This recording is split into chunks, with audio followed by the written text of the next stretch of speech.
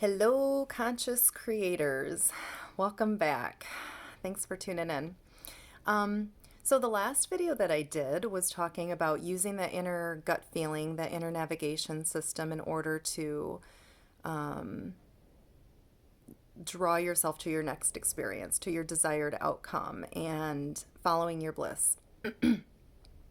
Another tool that we have that we don't utilize to our best advantage sometimes is our thoughts.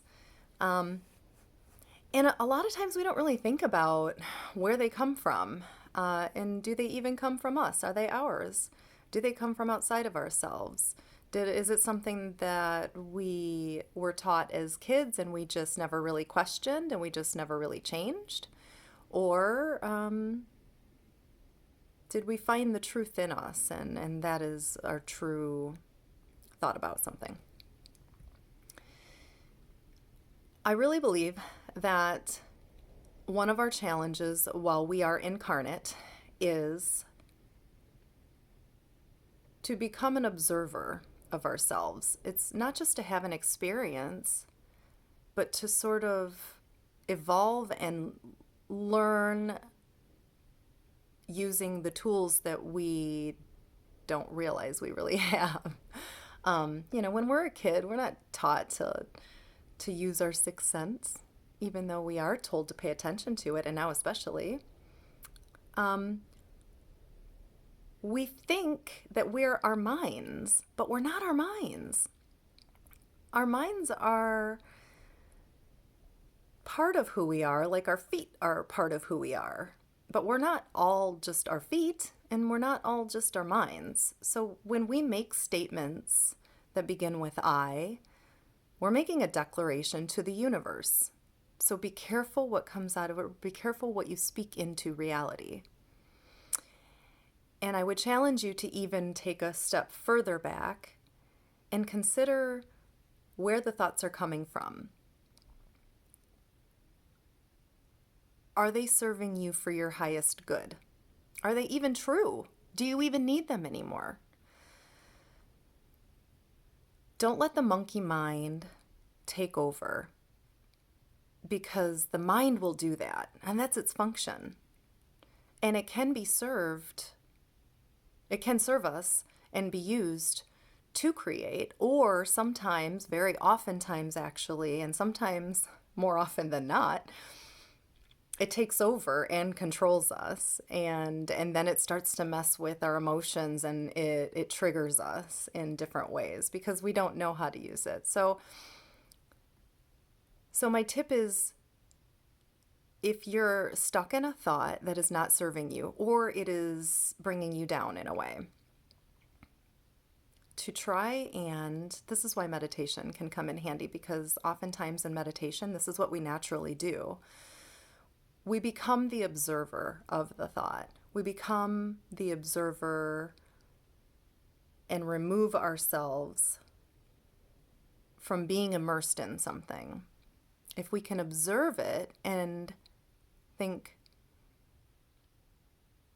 does it serve me? Is this driving me in the direction that I want to go? Or is it limiting me? Is it holding me back? Is it bringing me down? Is it creating unhappiness?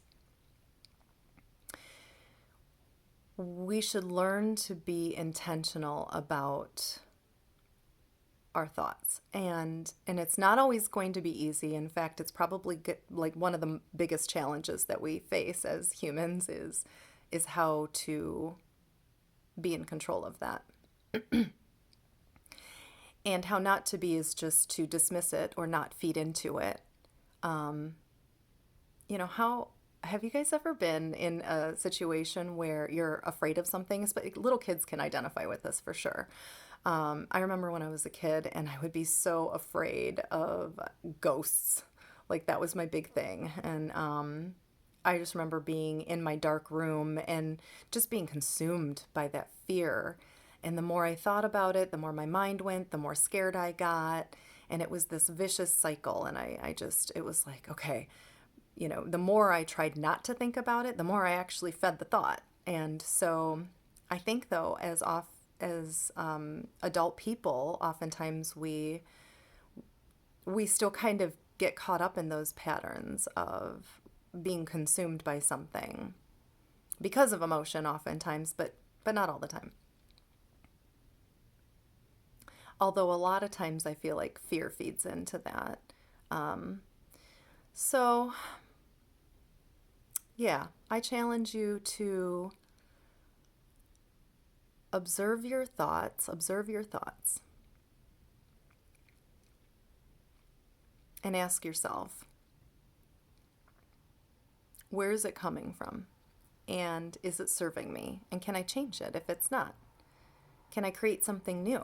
I mean, that's why we have imagination. That's where desire comes from. To dream something up, to dream something into existence intentionally. Don't let the mind control you.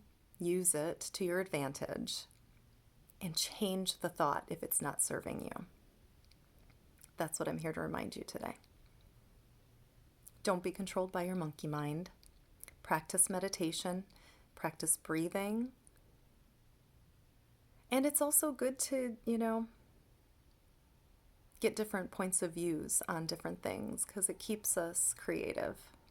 And it definitely reminds us of what thoughts we hold near and dear and what thoughts we want to keep and what we want to release and move on in order to create something new.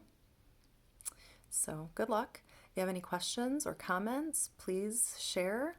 I appreciate you taking a few minutes to listen. Have a wonderful day.